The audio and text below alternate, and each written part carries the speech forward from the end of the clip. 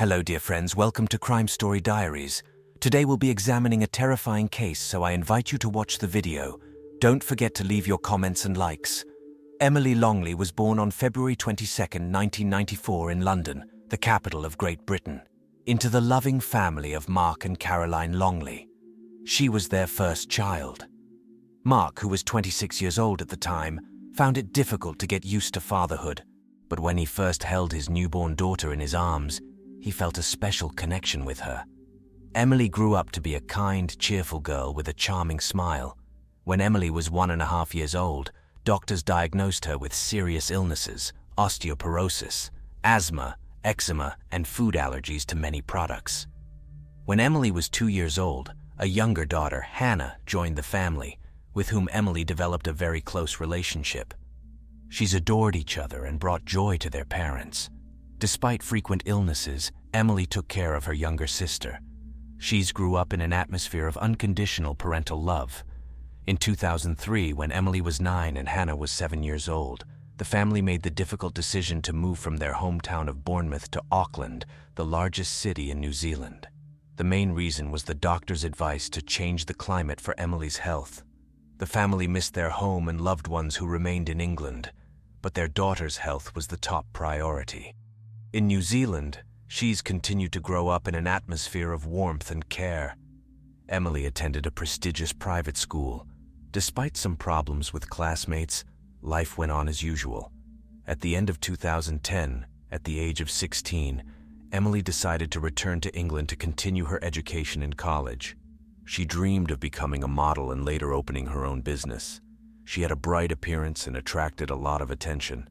Her parents did not want to let Emily go, but knowing her character, they agreed. She settled in the house of her grandparents, Mark's parents, in Bournemouth.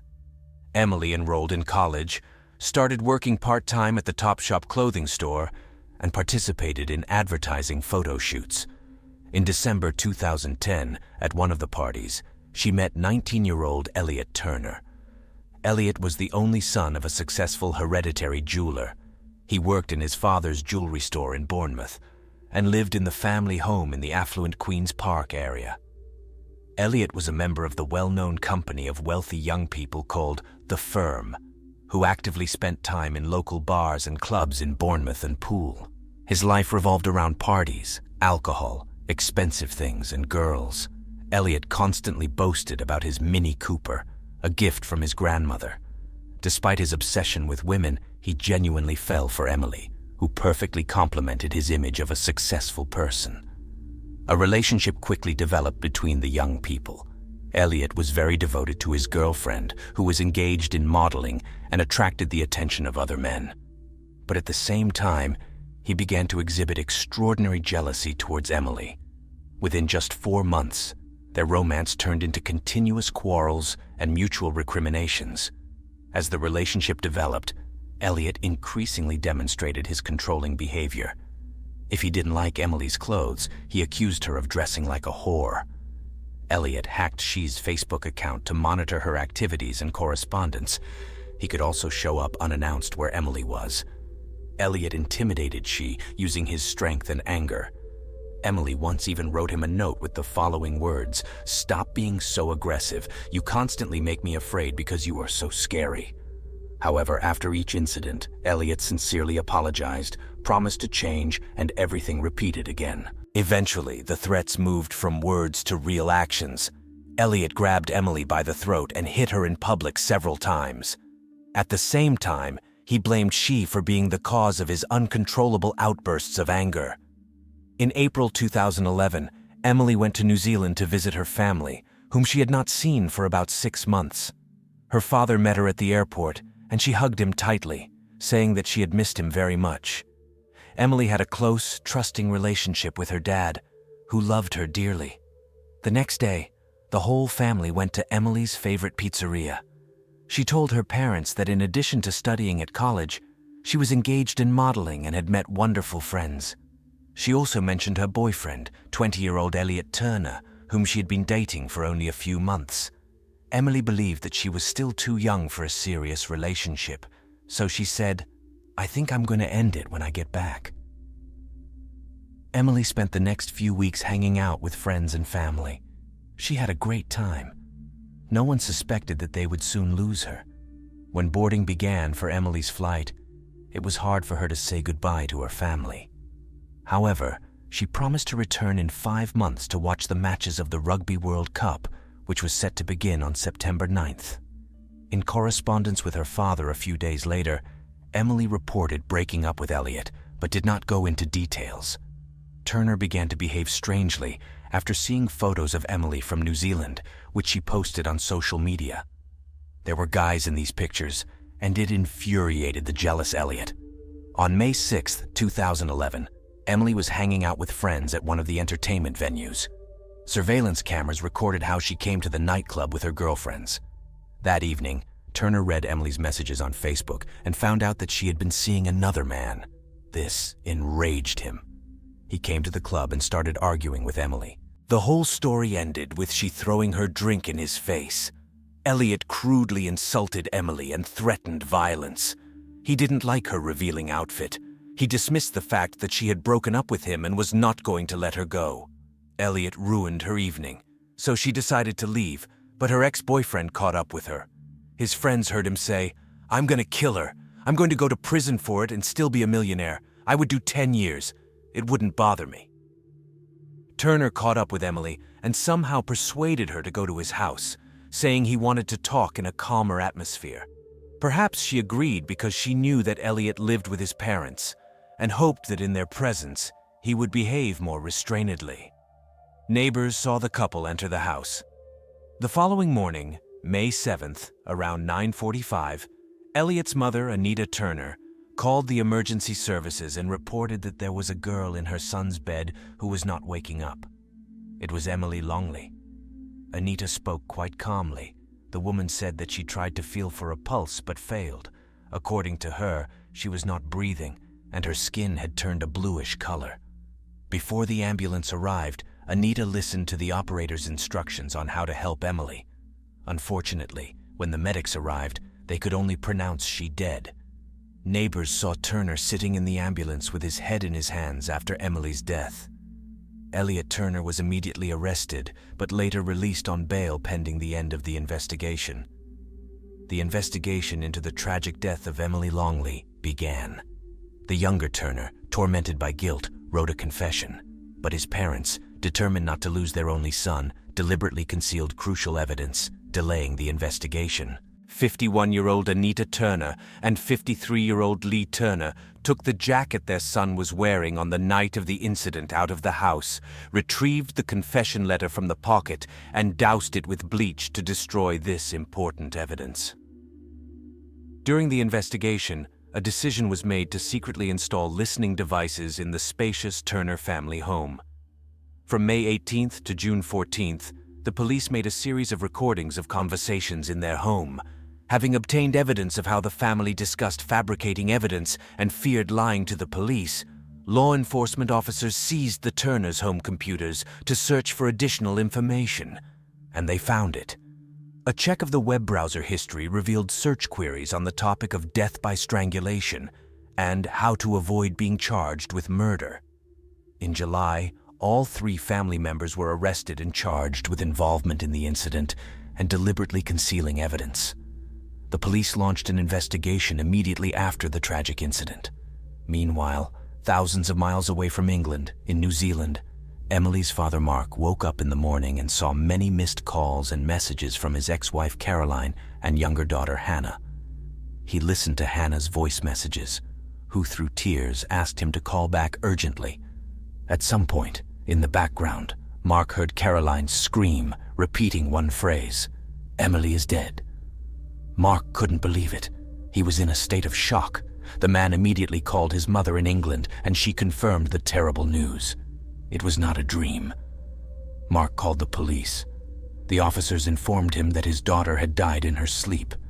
The father immediately realized that something terrible had happened. The police gathered certain evidence, but it was unclear what exactly had happened to Emily. Investigators had to wait for the autopsy results. Elliot Turner's parents, Anita and Lee, told investigators that they were at home all night and did not hear anything suspicious. Elliot himself publicly mourned Emily by posting their photos together on his Facebook page. Initially, the police did not have enough evidence to refute Turner's and his parents' version that Emily had mysteriously died in her sleep. But later, investigators found out that a few days before her death, she had posted a strange message on her Facebook page. "I have a stalker." Emily wrote that some stranger was calling her, knowing everything about her, and constantly inviting her on a date. At the same time, the police managed to find out that before her death, Emily had quarreled with Elliot Turner in front of other nightclub visitors. After questioning Turner's friends, investigators learned that he tried to control Emily's every move, that he found out about her meeting with another man, and most importantly, that Elliot had threatened to take She's life many times. But his friends did not attach much importance to this, believing that these were just words that Turner used to reinforce his gangster image. The autopsy did not provide the exact cause of Emily's death. However, experts noted that it could have been strangulation. One of them said, "The physical evidence is fully consistent with pressure being applied to the neck." Investigators believed that someone from the Turner family could have been involved in Emily's death, so they decided to install listening devices in their home. The police hoped to find out if they were hiding something, and not for nothing. At the trial in May 2012, Elliot Turner's lawyer claimed that their client acted in self-defense. Elliot himself stated that the quarrel in his bedroom escalated into a fight, and he had to grab Emily by the neck. He said that he did not strangle her but simply found her dead in his bed the next morning. On the second day of the trial, Turner said that he was disgusted by his actions that night. Allegedly, after discovering Emily dead, he wrote a letter to his mother saying how ashamed he was and that he was going to Spain. It can be assumed that on the day of Emily's death, Elliot was going to leave the country but changed his mind for some reason. When the police arrived at the Turners' house after the ambulance call, they saw packed suitcases. Elliot's passport was in his pocket.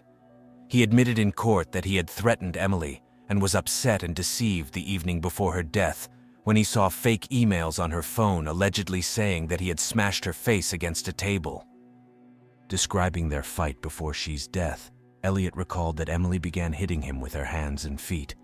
He tried to calm her down before giving up and throwing her 20 pounds for a taxi. The lawyer asked Elliot why he grabbed Emily by the throat. Turner replied, "To make her stop going crazy. I didn't know what to do. My right hand touched her neck." When asked how hard he squeezed her neck, Elliot said, "I wouldn't say very hard, but quite firmly. I grabbed her and pushed her onto the bed. I pressed on her neck when she was lying down." He added that he held her like that for about 5 to 6 seconds, then let go and ran out of the room. When asked if he wanted to kill Emily, Turner replied, "No." According to him, he thought that Emily had just fallen asleep. During cross-examination, Anita Turner was asked if she thought Emily had ruined her son's life. After a 6-second pause, Anita replied, "No." In the recordings, Lee is heard asking Anita if they did the right thing. "We did the right thing," Anita says in response. Both 51-year-old Anita Turner and 54-year-old Lee Turner were found guilty of perverting the course of justice and sentenced to 27 months in prison each. The court portrayed Elliot Turner as a spoiled rich boy whose parents wanted to help him avoid punishment. Described by his father as wild, Elliot was able to freely come and go from his parents' house through a separate entrance in the garage so as not to disturb them.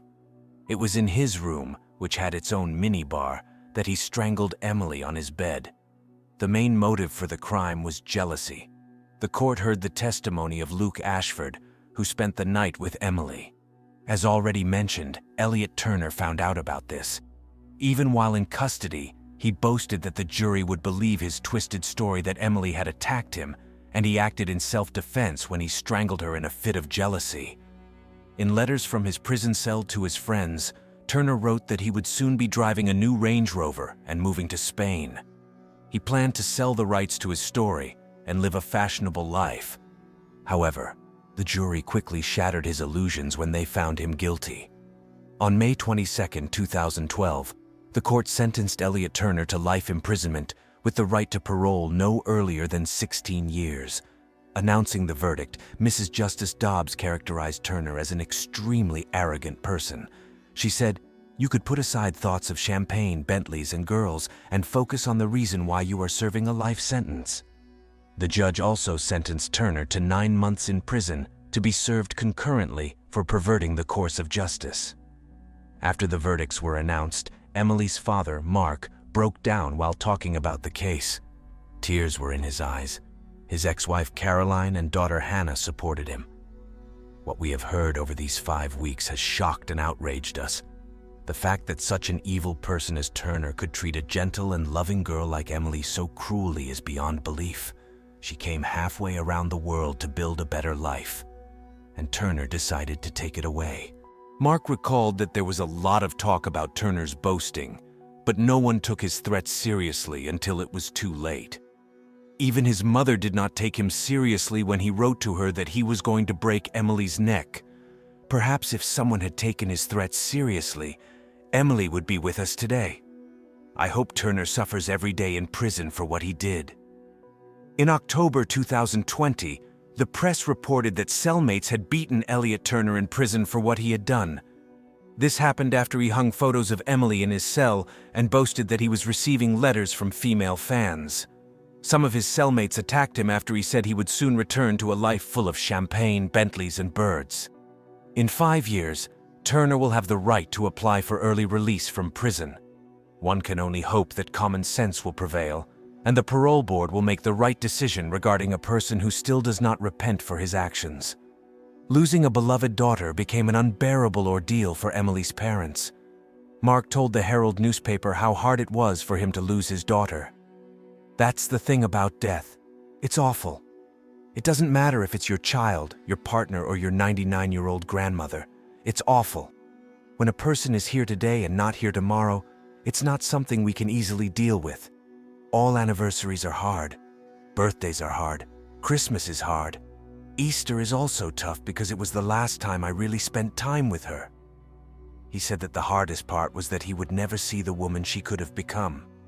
"I missed the opportunity to see the life she was deprived of unfold.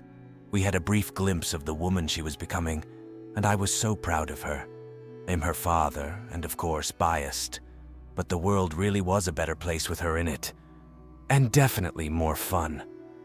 After the tragedy they experienced, Emily's parents divorced, but to this day, all anniversaries and birthdays are very hard for them.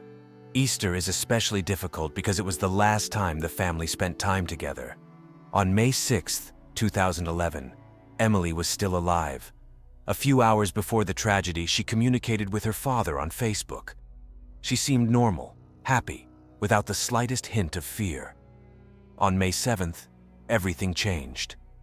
The call woke up Emily's father. He didn't answer right away, but while fully waking up, he saw several missed calls from his ex-wife Caroline and many messages from her on his mobile phone. Messages from her were not unusual, but the number of calls and messages was alarming. Finally, he answered the incoming call.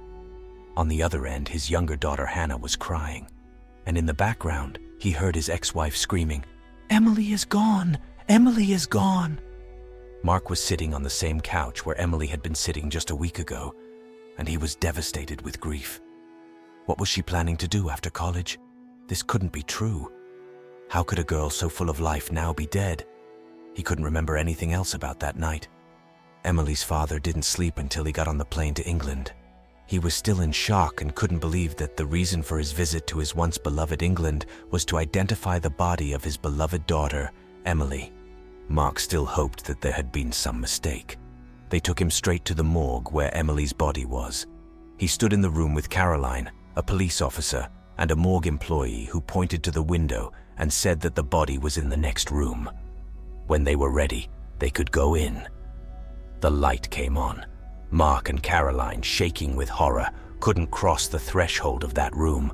They were ready to scream that it wasn't their daughter, but it was her, their Emily. Mark recalls, "I wanted to run away and pretend I hadn't seen it, but I stood there holding her hand, looking at the face I had gazed at so intently when she was born.